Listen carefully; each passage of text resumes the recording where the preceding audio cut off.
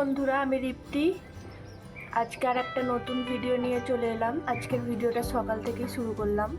দেখুন, আজকে সকাল এখন প্রায় 7:15-20 বাজে। আকাশের অবস্থা এরকম। আর এখানে এই যে পাখিদের কিচিরমিচির শুরু হয়ে গেছে। এখন শুরু হয়নি, অনেকক্ষণ থেকেই হয়েছে। দেখুন বাবুই পাখিগুলো। তো চলুন একটু ছাদে যাই। এখনো মা পুজো দেয়নি, তার মানে গাছে ফুল এখনো রয়েছে। তো আমাদের ছাদে কি কি ফুল ফোটে সেটাই দেখ। কালকে বিকালবেলা বড়মশাইয়ের সাথে ছাদে এসেছিলাম। তো তখন গাছগুলো পুরো ফাঁকা ফাঁকা ছিল, সেই কারণে তো গাছগুলো শুধু দেখাতে পেরেছি। আর ফুল ছিল না, মানে মা তুলে নিয়ে পুজো করে নিয়েছিল, বিকালবেলা হয়ে গিয়েছিল যেহেতু। তাই আজকে অনেক সকালবেলা এসেছি। দেখুন একদম গাছ ভর্তি ফুল হয়ে রয়েছে। আর এই যে এই স্থলপদ্ম গাছটায় কুঁড়ি এসেছে, ফুল হবে। আর দেখুন ছাদ ভর্তি গাছে একদম ফুল ফুটে আলো হয়ে রয়েছে সকাল সকাল। ফুলগুলোকে মানে ভিডিওতে দেখাবো বলেই এত সকালবেলা এলাম 7টায়। মা চলে আসবে এক্ষুনি, না হলে সব ফুল তুলে নেবে পুজোর জন্য। আর এই ফুলগুলো দেখুন, এই ফুল তো রোজের একটা দুটো করে গোপুসোনার কাছে থাকেই থাকে, কারণ একবারে 4-5টা করে ফুল হয়। দেখুন কত কুঁড়ি হয়ে রয়েছে। তো চলুন এবার আমাদের পয়সা ফুল কত রকমের আছে সেটাই দেখাই। এই দেখুন এইটা একরকম, তার পাশে আর এক রকম। এই দেখুন এই দুটো আবার আলাদা, আবার সাদা কালারের আছে, আর একটা ঘিয়া কালারের আছে। মোট 4-5 রকমের মোট আছে পয়সা ফুলের গাছ। আর আমার গোলাপ গাছটা তো মানে হনুমানে যে চুচে একবারে খেয়ে নিয়েছিল না, তারপর ঝিমিয়ে গেছে। আর এই গাছটা দেখুন বর্মশাই নতুন এনেছে। কুঁড়িগুলো আগে ফুটে যাক, তারপর বর্মশাই অন্য জায়গায় বসাবে, নইলে অন্য জায়গায় বসালে একটু ধকল পেয়ে সে গাছটা একটু যদি ঝিমিয়ে যায়, কুঁড়িগুলো না ফোটে, সেই কারণে এখনও কোথাও বসায়নি। যেমন কিনে এনেছে সেমনই রেখে দিয়েছে। আর কত থোকা, মানে একদম ছেড়কে যাচ্ছে, এতটাই বড় ফুলটা হয়েছে। আর কুঁড়িগুলোও সেমন বড় বড়, হেব্বি সুন্দর, আর একটা সুন্দর গন্ধ ছাড়ছে।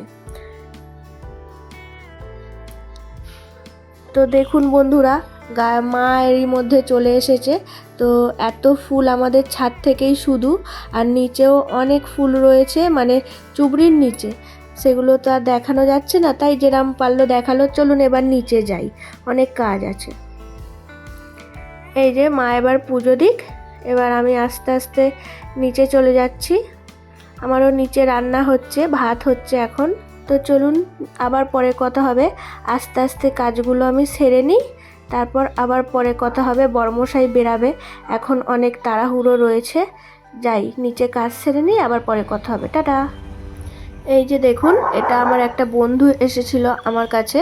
তো কিসের জন্য এসেছিল দেখাই, দাঁড়ান। এই দেখুন কয়েকটা ব্লাড টেস্ট আছে, ডক্টর ব্লাড টেস্ট দিয়েছে, ও তাই ব্লাড টানতে এসেছিল। আবার আসবে 2 ঘন্টা পরে। তো চলুন তাহলে এবার ঘরে যাই, বাইরেটা দেখাই একবার। এই দেখুন আকাশটা একদম মেঘে ভর্তি হয়ে রয়েছে, আর এক ফোঁটা হাওয়া দিচ্ছে না। এই দেখুন আজকে আমার মা এসেছে, এই এলো, এই জাস্ট ঢুকলো। তো চলুন মা কি এনেছে সেটা দেখা যাক। দাঁড়ান দেখাই মা কি কি এনেছে, সব বার করছে এখানে। ওয়াও, মা এবছরে আম তেল বানিয়েছে, তাই আম তেলটাও সাথে করে নিয়ে এসেছে আমার জন্য। আমি এখন যাচ্ছি না বলে। এত সুন্দর গন্ধ, মানে ঢাকনাটা আটকানো তাও বার করছে, আর গন্ধে যেন মমো করছে। একদম কচি আমের আম তেল বানিয়েছে, এই যে এটার মধ্যে রয়েছে। আর কি কি এনেছে দাঁড়ান, ঢাকাগুলো খুলে খুলে দেখাচ্ছি।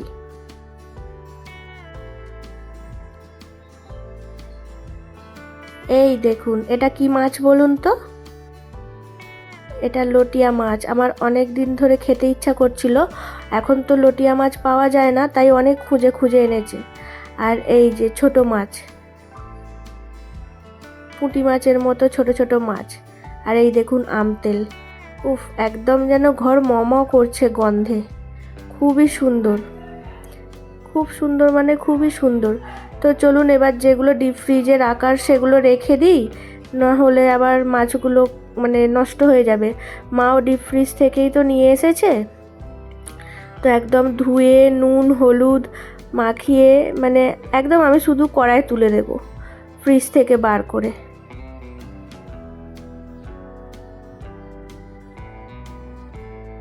এই দেখুন, এখানে এসেও মায়ের শান্তি নেই আর কি, মানে এখানে এলে আমার ছুটি হয়ে যায় আর মাই সব করে। আর দেখুন বাইরে একদম ঝমঝমিয়ে বৃষ্টি পড়ছে, দারুণ লাগছে, যেন মনে হচ্ছে একটু ভিজি একটু ভিজি, কিন্তু তার উপায় নেই। বৃষ্টি হলেই যেন একটু ভিজতে ইচ্ছা করে। আর আমি এই গাছটার দিকে তাকিয়ে থাকি, পাখিগুলো এমনি সময় কত ওড়ে চারিদিকে, আর বৃষ্টি হলেই সবাই যে যার ঘরে ঢুকে পড়ে। দেখুন আকাশে একদম কালো ঘন মেঘ, কখন বৃষ্টি থামবে তার ঠিক নেই। তো চলুন আবার পরে কথা হবে। এই দেখুন রাত হয়ে গেছে, মা চলে গেছে। মা আজকে লটিয়া মাছটা বানিয়ে দিয়েছিল, দুজনে মিলে খেয়েছি। এবার মা বিকালে মানে সন্ধ্যাবেলায় বাড়ি গেছে, এবার রাতে রান্নাটা করব। আর এই দেখুন এখানে আটা নিয়ে নিয়েছি, আজকে পরোটা হবে। আর এখানে একটু মাংসের কিমা দিয়ে চানা করেছি। বড়মশাই বাড়ি ফিরে গেছে, পরোটা বানালে বড়মশাই ফিরলে তবেই বানাই, একদম গরম গরম। হটপটে যতই রাখি মানে পরোটাগুলো না একটু নরমে মতো যায়, সেই কারণে আর আগে থেকে বানিয়ে রাখি না, একদম বড়মশাই সব রেডি করে রাখি।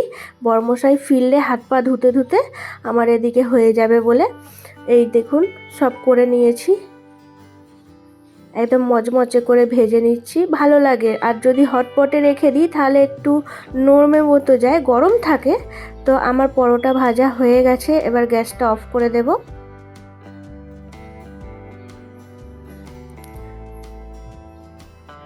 তো চলুন এবার বড়মশাইকে দিয়ে আসি।